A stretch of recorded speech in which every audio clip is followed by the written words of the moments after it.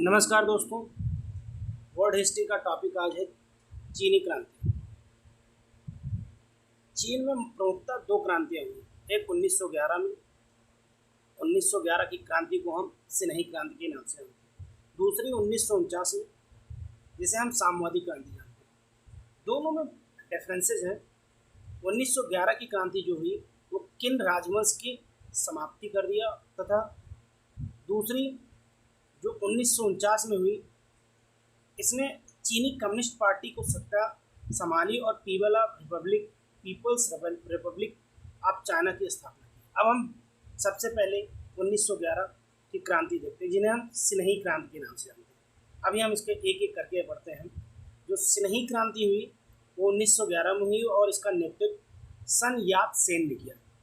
इस क्रांति ने चीन में 2000 वर्षों से चले आ रहे जो शाही शासन था उसको समाप्त कर दिया और इसके परिणाम स्वरूप चीन गणराज्य की स्थापना हुई।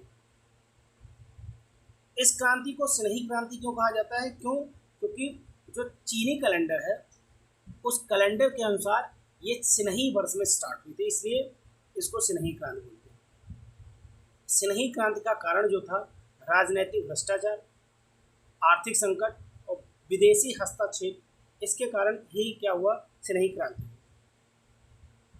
सिन्ही क्रांति का परिणाम जो रहा, इससे क्या हुआ कि चीन में 2000 वर्षों से चले आ रहे किन राजवंश का शासन उसको समाप्त कर दिया गया। एक नए गणराज्य की स्थापना हुई। 1 जनवरी 1912 को नेशनल असेंबली ने चीन गणराज्य की स्थापना की घोषणा की गई और जिसमें सन यात सेन को राष्ट्रपति बनाया गया। अब हम दूसरी क्रांति के बारे में पढ़ते हैं जो 1949 में हुई, जिसे हम साम्यवादी क्रांति बोलते हैं। साम्यवादी क्रांति में बेसिकली यह 1949 में हुई और इसका नेतृत्व माओ त्से तुंग ने किया था। इस क्रांति ने चीनी कम्युनिस्ट पार्टी जिसे कुओमिंतांग या राष्ट्रवादी सरकार को हराया और सत्ता पर कब्जा कर लिया। इसके परिणाम स्वरूप ये जो क्रांति हुई साम्यवादी, इसके परिणाम स्वरूप पीपल्स रिपब्लिक ऑफ चाइना की स्थापना हुई और इस क्रांति के होने का मेन कारण था राजनीतिक अस्थिरता, आर्थिक असमानता और जापानी आक्रमण।